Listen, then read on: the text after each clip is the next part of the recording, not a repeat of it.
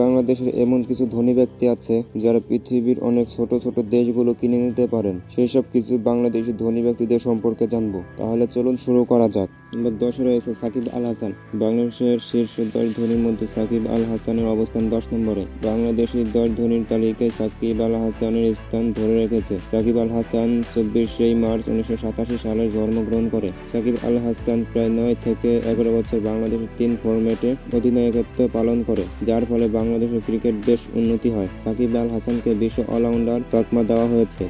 Shakib Al Hasan cricket থেকে প্রচুর অর্থ ইনকাম করার পাশাপাশি বাংলাদেশের বিপিএল ও ভারতের আইপিএল এবং পাকিস্তানের পিএসএল এর মতো বিভিন্ন বিদেশি খেলা থেকে কোটি কোটি টাকা ইনকাম করেছে। বর্তমানে সাকিব আল হাসান ঢাকার একটি বিলাসবহুল বাড়িতে বসবাস করে। অনেক ধনী ব্যক্তির কল্পনার বাইরে। অনেক অনুসন্ধান করার পর জানা গেছে সাকিব আল হাসানের 300 থেকে 350 মার্কিন ডলার আছে, যা বাংলাদেশের টাকায় 3000 থেকে 3500 কোটি টাকা। সাকিব আল হাসান ক্রিকেটের পাশাপাশি বিভিন্ন ব্যবসার সাথে নিয়োজিত। চিংড়ি মাছের ব্যবসা, গরুর খামার, দেশ বিদেশ মিল 75টি রেস্টুরেন্ট আছে। তাই বলা যায় সাকিব আল হাসান বাংলাদেশের ধনীর মধ্যে অন্যতম। নম্বর 9 রয়েছে রাগিব আলী।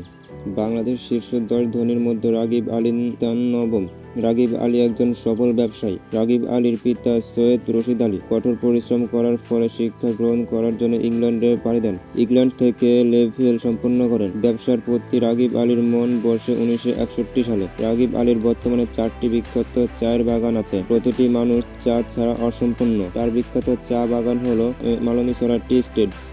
আরও কিছু চায়ের বাগান আছে, যেগুলো হলো লোবাছড়া চা বাগান, তারাপুরা চা বাগান ইত্যাদি। প্রতি বছর এই চা বিক্রি করে কয়েকশো কোটি টাকা ইনকাম করে। রাগিব আলী কোটি কোটি টাকা ইনকামের পাশাপাশি অনেক শিক্ষা প্রতিষ্ঠান ও ধর্মীয় কেন্দ্র গড়ে তুলেছে। রাগিব আলী নিজের জীবনে প্রচুর সম্মাননা পেয়েছে। রাগিব আলীর বর্তমান সময়ে প্রায় 310 থেকে 370 মার্কিন ডলার আছে, যা বাংলাদেশি টাকার প্রায় 3100 থেকে 3700 কোটি টাকা, যা ছোট কোনো দেশকে কিনে রাখার মতো সামর্থ্য রাখে। নাম্বার 8 রয়েছে ইকবাল আহমেদ। বাংলাদেশের শীর্ষ 10 ধনীর মধ্যে ইকবাল আহমেদের অবস্থান 8 নম্বরে। ইকবাল আহমেদ একজন সফল ব্যবসায়ী ও উদ্যোক্তা। ইকবাল আহমেদ 4 আগস্ট 1956 সালে জন্মগ্রহণ করেন। ইকবাল আহমেদ চিংড়ি মাছের ব্যবসা করে অনেক সফলতা অর্জন করেছে। ইকবাল আহমেদ অনেক পরিশ্রমের মাধ্যমে এই ধনীর তালিকায় নিজের নাম লেখাতে পেরেছে। বর্তমানে ইকবাল আহমেদ ম্যানচেস্টার সিটিতে বসবাস করে।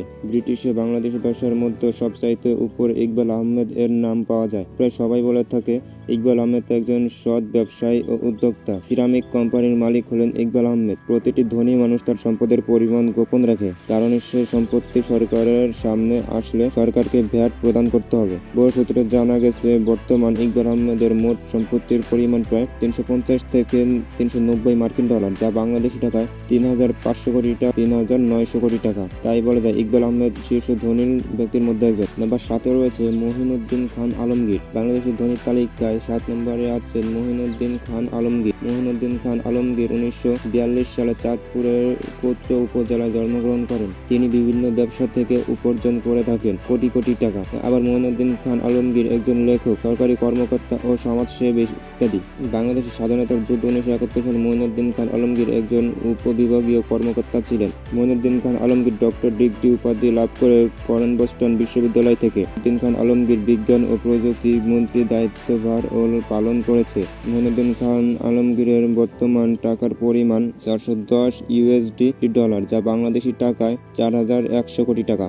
নাম্বার 6 রয়েছে গিয়াসউদ্দিন আল মামুন। গিয়াসউদ্দিন আল মামুন হলেন বাংলাদেশের ধনীর তালিকায় 6টি স্থানের অধিকারী। গিয়াসউদ্দিন আল মামুন হলেন সাবেক প্রধানমন্ত্রী খালেদা জিয়ার পুত্র সন্তান তারেক জিয়ার বন্ধু। তারেক জিয়ার বন্ধু হওয়ার পাশাপাশি গিয়াসউদ্দিন আল মামুন ব্যবসার পার্টনারও ছিলেন। বর্তমানে গিয়াসউদ্দিন আল মামুনের একটি দেশ কেনার মতো সামর্থ্য রাখে। গিয়াসউদ্দিন আল মামুনের সম্পত্তির পরিমাণ অনেক। বহু সূত্র থেকে জানা গেছে গিয়াসউদ্দিন আল মামুনের প্রায় 450 থেকে 460 ইউএস মার্কিন ডলার রয়েছে, যা বাংলাদেশি টাকায় 4500 থেকে 4060 কোটি টাকা। বাংলাদেশের ধনীর দিক দিয়ে গিয়াসউদ্দিন আল মামুন বিশাল সম্পত্তির মালিক। নাম্বার 5 রয়েছে সৈয়দ আবুল হোসেন। সৈয়দ আবুল হোসেন হলেন বাংলাদেশের একজন ধনী ব্যক্তি। সৈয়দ আবুল হোসেন শীর্ষ 10 ধনীর মধ্যে পঞ্চম স্থান অর্জন করেছে। সৈয়দ আবুল হোসেন মাদারীপুরের 1971 সালে জন্মগ্রহণ করেন। সৈয়দ আবুল হোসেন একজন সফল ব্যবসায়ী হলেও আগে তিনি চাকরিতে নিয়োজিত ছিলেন। আওয়ামী লীগের পদপ্রার্থী হয়ে তিনি পরপর 4 বার মাদারীপুর জেলার সংসদ সদস্য হয়েছিলেন। সৈয়দ আবুল হোসেন প্রথমে যোগাযোগ মন্ত্রী হিসেবে নিযুক্ত হন, পরে তথ্য ও যোগাযোগ প্রযুক্তি মন্ত্রী হিসেবে মনোনীত হয়। সৈয়দ আবুল হোসেন বিভিন্ন এনজিও প্রতিষ্ঠা করেছেন। সৈয়দ আবুল হোসেন এর অর্থের পরিমাণ প্রায় $1 বিলিয়ন, যা বাংলাদেশি টাকায় প্রায় 10,000 কোটি টাকা। আমার 4 রয়েছে সজীব ওয়াজেদ জয়। বিশ্বসেরা ধনীর তালিকায় সজীব ওয়াজেদ জয়ের স্থান 4র্থ। সজীব ওয়াজেদ জয় হলেন সাবেক প্রধানমন্ত্রী শেখ হাসিনার একমাত্র পুত্র সন্তান। সজীব ওয়াজেদ জয় হলেন একজন কম্পিউটার ইঞ্জিনিয়ার। তিনি বাংলাদেশকে ডিজিটাল বাংলাদেশ করার লক্ষ্যে কাজ করছে। 1971 সালে সজীব ওয়াজেদ জয় জন্মগ্রহণ করেন।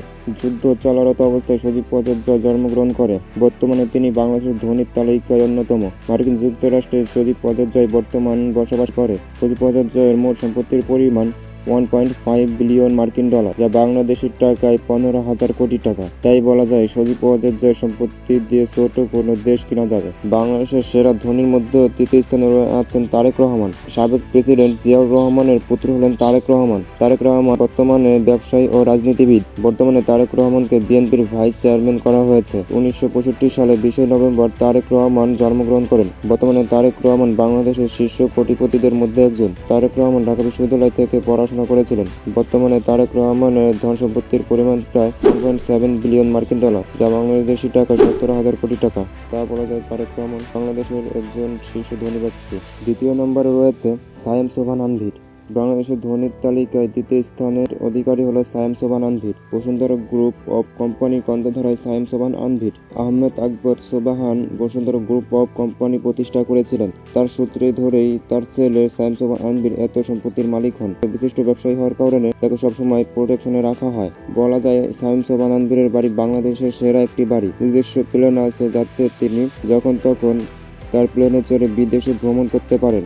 ওয়েবসাইটে খোঁজাখুঁজির পর সায়েম সোবহান আনভীরের সম্পত্তির পরিমাণ ধারণা করা গেছে $5 বিলিয়ন, যা বাংলাদেশের টাকায় প্রায় 50,000 কোটি টাকারও বেশি। নাম্বার 1-এ রয়েছে সালমান এফ রহমান। বাংলাদেশের সবচেয়ে ধনী ব্যক্তির তালিকায় শীর্ষে আছেন সালমান এফ রহমান। আপনারা অনেকেই ভাবছেন মুসা ইবনে শমশের ছিলেন বাংলাদেশের সবচেয়ে ধনী ব্যক্তি, কিন্তু আসল নিউজ খবরে দেখা গেছে মুসা ইবনে শমশের সর্বশান্ত হয়ে গেছে। তাই বর্তমানে বাংলাদেশের শীর্ষ স্থানে আছেন সালমান এফ রহমান। ওষুধ কোম্পানির মালিক হলেন সালমান এফ রহমান। তিনি একজন শিল্পপতি ও শেখ হাসিনার শিল্প উন্নয়নের উপদেষ্টা। ওষুধ কোম্পানি থেকে ওষুধ ও ভ্যাকসিন বিক্রি করে মাসে প্রায় কোটি কোটি টাকা ইনকাম করছে সালমান এফ রহমান। সালমান এফ রহমান এর মোট কত টাকা আছে এই সম্পর্কে কোনো সঠিক তথ্য পাওয়া যায়নি, কিন্তু অনেক খোঁজাখুঁজির পর ধারণা করা গেছে সালমান এফ রহমানের টাকা আছে প্রায় 70,000 কোটি টাকা। তাই বলা যায় বাংলাদেশের সবচাইতে ধনী ব্যক্তি হলো সালমান এফ রহমান। ভিডিওটি এই পর্যন্তই। সবাই ভালো থাকবেন, সুস্থ থাকবেন। Take care. আল্লাহ হাফেজ।